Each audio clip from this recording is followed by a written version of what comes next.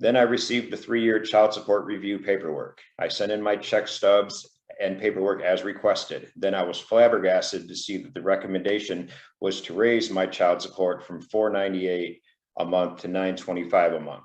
If my child support almost doubles, it will put a huge financial strain on me. I have no issue at all paying child support. That's what non-custodial parents do. But I have to be able to afford my bills as well. I make less now as opposed to 3 years ago, so I'm simply curious as to why I'm expected to pay so much. Currently, support is billing at $498 a month. The recommendation would have the defendant paying $872 child support, $53 ordinary medical, for a total of $925 for 2 children. All right, and sir, you objected to that? Yes, Your Honor, I do. All right, what's the reason for objecting? All right, I prepared a statement if I can read, if that's okay. All right. All right. Whitney and I separated in September of 2018, and I moved from the home in Fremont and basically lived in my office where I had been working as a bail bondsman since January of 2016. During this time, I was making decent money. And since I was living in my office, I was still paying all of Whitney's bills, her mortgage, utilities, car payment. I did this because I knew she would need time to get on her feet and didn't want my children and her other 4 children to possibly lose their home. While living in my office, I would drive up every other Saturday I was off work to see my boys in her home while she would run errands or just have alone time for herself.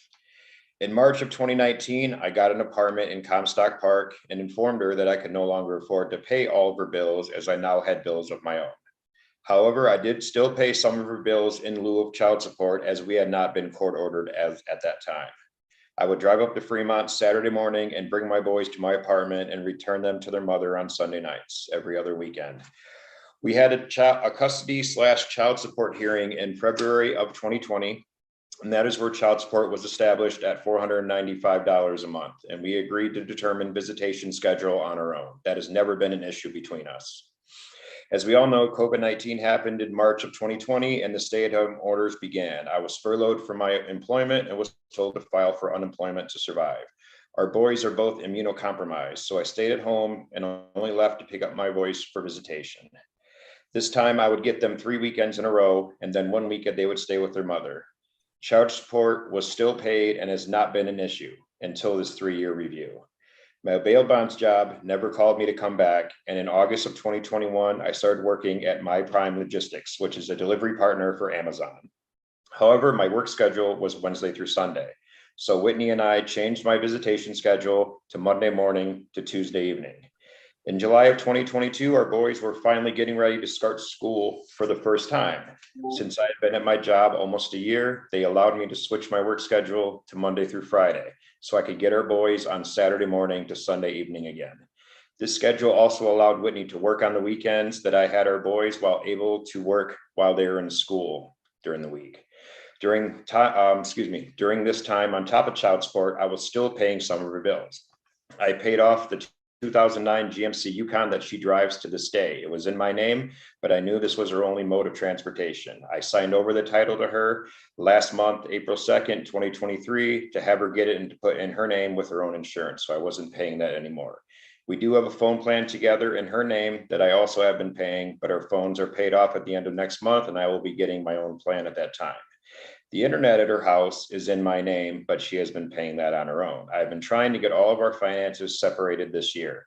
In February of this year, I moved into my girlfriend's house as my rent skyrocketed to $995 a month at the apartment. The rent, utilities, car payment, insurance, plus a couple of Whitney's bills were taking a huge financial toll on me. I pay half the bills where I live now, but it's a much bigger place. Then I received the 3-year child support review paperwork. I sent in my check stubs and paperwork as requested. Then I was flabbergasted to see that the recommendation was to raise my child support from $498 a month to $925 a month. Currently, I gross $800 a week. After taxes, medical insurance, and current child support, I clear roughly $500 a week. That gives me just enough to pay my half of rent, utilities, other household necessities, plus my car payment and insurance. If my child support almost doubles, it will put a huge financial strain on me. I have no issue at all paying child support. That's what non-custodial parents. A father walks into court shocked. His child support is jumping from $498 to over $900 a month. He says he's already struggling to pay bills. I make less than before. How is this fair? But I have to be able to afford my bills as well. I make less now as opposed to 3 years ago. So I'm simply curious as to why I'm expected to pay so much. All right, thank you. Ms. Evan, what income did you use for Mr. Hergenreder? He provided me the information of $20 an hour. So I used $20 an hour for 40 hours. Is that right, sir? That is correct. All right. So that's about 800 a week? Correct. All right. What were you making before when you worked for the bail bondsman? I started with a base pay of 15, and then you basically get commission based on how many people you bond out of jail. Oh, okay. Oh, really? Okay. So the overnights that were used before, you got credit for 53 overnights, it looks like, in that calculation in 2019. Ms. Evan, how many do you use currently? I used the same. Whitney reported that she had 329. And Carl reported he had 52. Of course, that adds up to more than 365. So I looked at the November 2019 order and I used that information of 312 for mom and 53 for dad. All right, sir, have your overnights changed in the last three or 4 years? It can change from time to time. Like if I have an extra day off for a holiday, then obviously I would like to spend more time with my kids. But with the hour drive difference and them being in school now and my work schedule, it's hard to stay set in a certain day. But her and I have never had an issue as far as parenting time and what we agree upon. We're free to change it if need be. We discussed that a lot. Yeah, I mean, I guess that's, so you were running at 500 a week before, so your income's gone up about 300 a week. So that's part of the calculation. Overnights are a big part of the calculation, and I mean, honestly, 53 is not that many. That's, basically 1 out of 7 per week if you average it out over the year. A lot of non-custodial parents, if they have what we call reasonable parenting time, and we have a policy that defines that, they have every other weekend, they have half of the holidays, half of the school breaks, including half the summer. They're usually run at 102, which is about twice what you're being run at. And if they can add the Sundays in on their weekends during the school year and still get the kids to school on time, then that's 120 some. That really helps reduce the child support obligation. So that's a factor.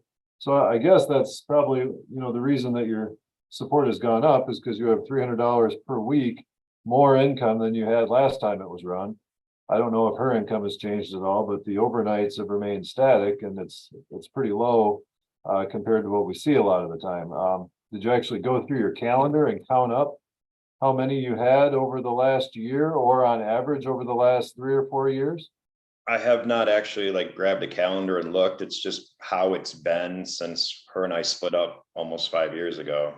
All right, you don't have any extended time in the summer where you take them for a week at a time, or you don't have half of the Christmas break or anything like not. that one? I'm always at work Monday through Friday. Yeah. I don't know. That might be something to look into. Is having a more consistent schedule that included more overnights. Okay. I don't want to deter you from making a better wage, because you certainly do, and even if your support went up $300 or $400 a month, you're still making $1,200 a month more than you were. So it's not all, you still have more disposable income. Okay. I don't know. Ms. Hergenreder isn't here. do you know if what her thoughts were on the support obligation? Did you talk to her about it at all or not? We have not, she never brought it up to me. I didn't bring it up to her. I just felt it was better just to save it for the court and not kind of get into any sort of out of court legalities. Yeah, she would have gotten the same paperwork that you got and been Right. notified to appear. She does have the kids on Medicaid and food assistance, so Carefully. Income went up, but parenting time stayed low. Only about 53 overnights a year. That matters. More time with kids equals low. the income in her house is low enough where she qualifies for those things. And that usually triggers a requirement that the court follow the recommendation from the child support guideline and setting support. I could adjourn this a little bit. I guess if you want to take some time and talk to her about it and see if you guys can come up with a different parenting time schedule and the parenting time overnights could be updated based on that agreement.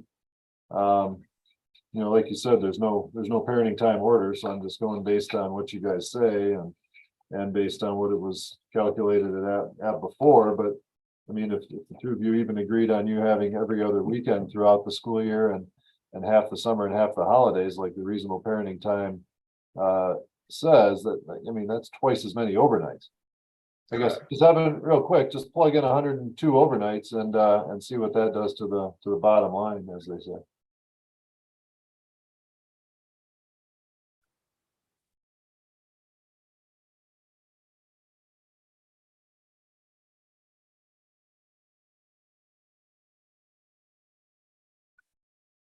So that would reduce support to a total of 847 a month. Also, it doesn't do a lot, huh?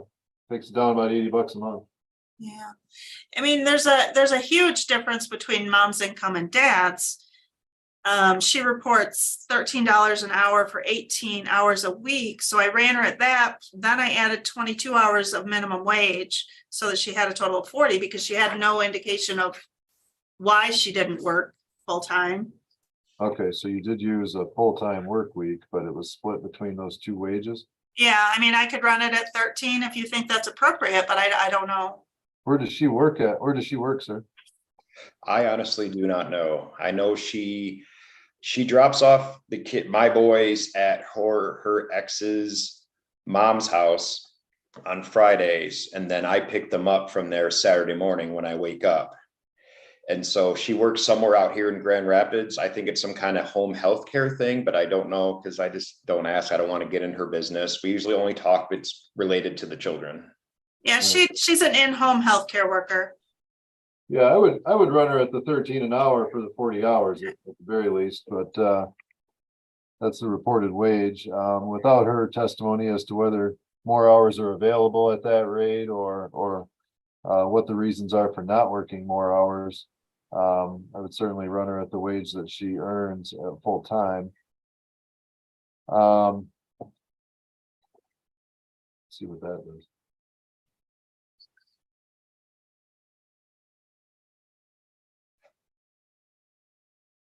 Not a lot. 828 is the total support.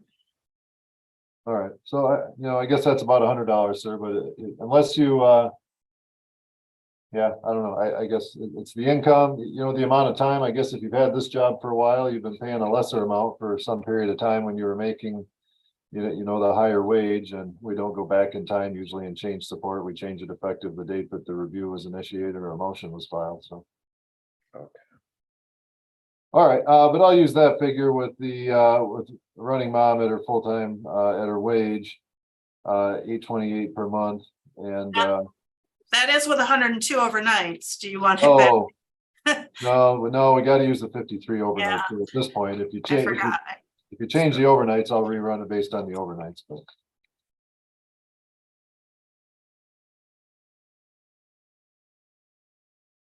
So 912 is the total. all right, so that's not a whole lot different. But I don't know. I'll go with that amount at this point. But if I guess you can save another 80 a month if you can bump those overnights up by agreement, or if you don't agree, if she doesn't agree, you can file a parenting time motion And you can explain to me why you feel like you should have more time. And, you know, I don't tip my hand or make any guarantees, but I'll certainly listen to what you both have to say and make a decision that's in your kid's best interest based on that if you file the motion for parenting time. All right? Correct. Thank you, Your Honor. Okay. All right. I'll go with this 912 per month at this point. What's the effective date, Ms. Evan? May 1st. May 1st. Okay. All right. Anything else today, sir? No, sir. Thank you so much. All right. You bet. We should be all set. Thank you. Down clearly. Even with adjustments, support stays around $900. He suggests increasing parenting time to reduce it.